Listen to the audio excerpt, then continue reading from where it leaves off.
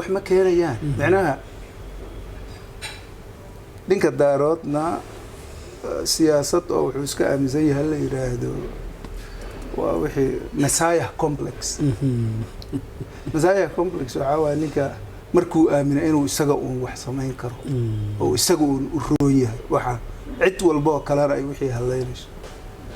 yani tusaale ahaan madaxweyne reerka daarooda imaanaya waa populist ayaga inta badan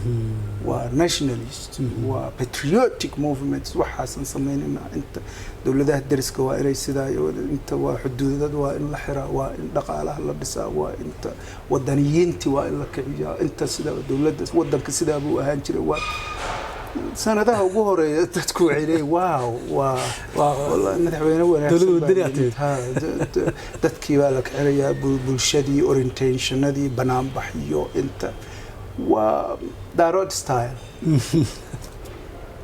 waxaa leedahay marka waaw dawladihii dariska qaar lala diray qaar waxaa leeyahay ma yeeli kartaan qaar sidaas inta waxaa la abuurayaa xaalad ah inay dadku isku duubmaano ilaan cadow external hadduu yimaado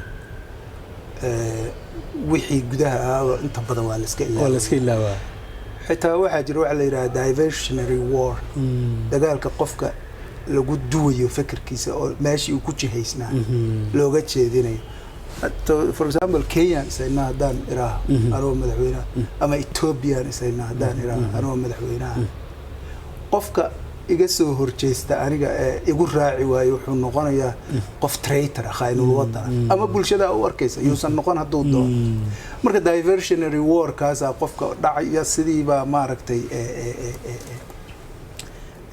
lagu sameeynaya yani sanadka ugu horeeya labada sano ugu horeysa waa la wada raacaya wixii dhaqaalihii ba dhismayaa leeyahay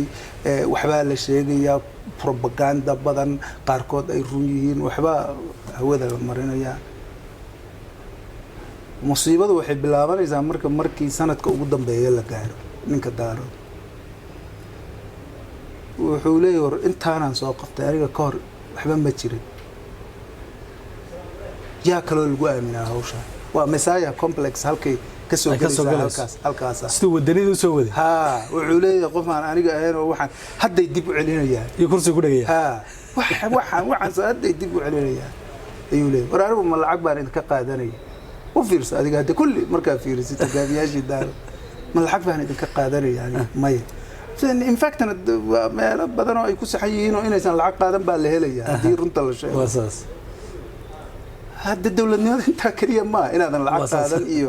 inaad ciidan dhistay iyo inaad dawladaha shisheeyaha iyo wixii interskooda aad timid iyo dawladnimada inta kaliya ma dawladnimada waxay ku jirtaa inaad ka tagto meesha waqtigii lagu ballamayna aad ka tagto dimuqraadiyadda iyo wixii la dhisayay aad ilaalisaa qaybka waliba qaybta ugu weyn weeye dadku waa ku diidi karaa yani Winston Churchill رئيسul wasaarihii UK dagaalkii labaad adduunka ninka UK ka badbaadiyay ah laakiin haddana markii dagaalku u dhaw doorasho markuu aaday waa laga guuleystay nin kale oo aan farba dhaqaajin yaa la doortay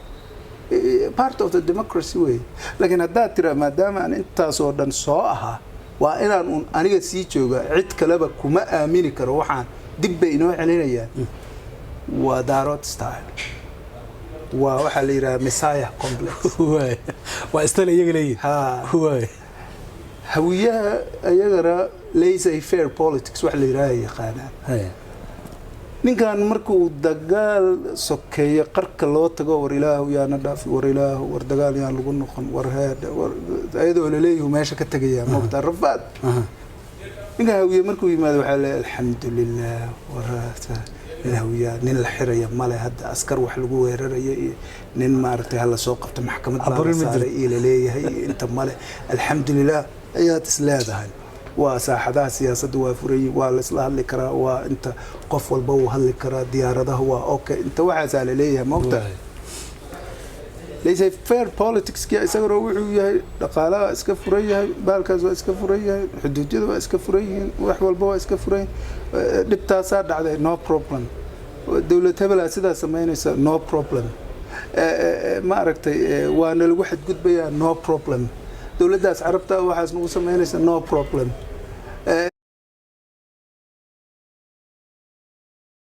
dawladdaas carabta waxaas nagu samaynaysa no problem bahalkii no problem marka dambe wuxuu shaki ka galay wareedhe war wadankiibaaba dhumaye wixii waa la qaatay wixii wadankii moogtahay inaad wadan ahaad waxyaabaha qaar inaad maya dhihi kartid la rabaa waa no problem adigoo marka dadka wax fahmayaan uga jeeda qofka isagu raba inuu lacag iska gurto mashaariici waxaan iska qaato kaasu dhib kuma qabo laakiin dadka wax fahmayo oo wadankana la jeclay ay ka hayso patriotiga wadaniyiinta ruux ilaahay wadan sidaan kuma socon karo leeysay wax walba way iska let it be wax walba way iska furan yihiin xuduudyada way furan yihiin dhaqaalaha wadanka sidii la doonaa laga yeelayaa muxuu ahaaye carabihii wadanka waxay doonaan ay ka samaysanayaan wax walba adigoo marka isdhaaya wareedhe war yaa naga soo gaara ninkan bismillaahi raxmaan war ninkan hadduu dhammaysto waqtigiisa wadanba ma jirayo wadan kama tagayo qof walba wuxuu doono iska waxaan wadan ma noqonay adoo isdhahaya ilaahuna dhaaf adoo dhahaya mid kale oo daarooda oo cusuba meelahaas haddana ka soo qaylinaya wixii erayadii saxnaabuu dhahaya isagana wixii ay ku saxnay the right words wadanka waa inaan sidaas yeelna wadanka waa inaan dawlad hebel waa inaan sidaas yeelna alaabtii populistuhu isaguna la imaanaya waxaa leedahay ilaahow kana dhaafiyo kan madaxweyne nooga dhig kii baad geynaysaa 3 sano kadib isaguna wuxuu leeyahay kama kacayo marka waa sokortii iyo dhiikarkii oo Soomaaliya ku dhacay I know dad badan way dhibsanayaan hadalka laakiin dadka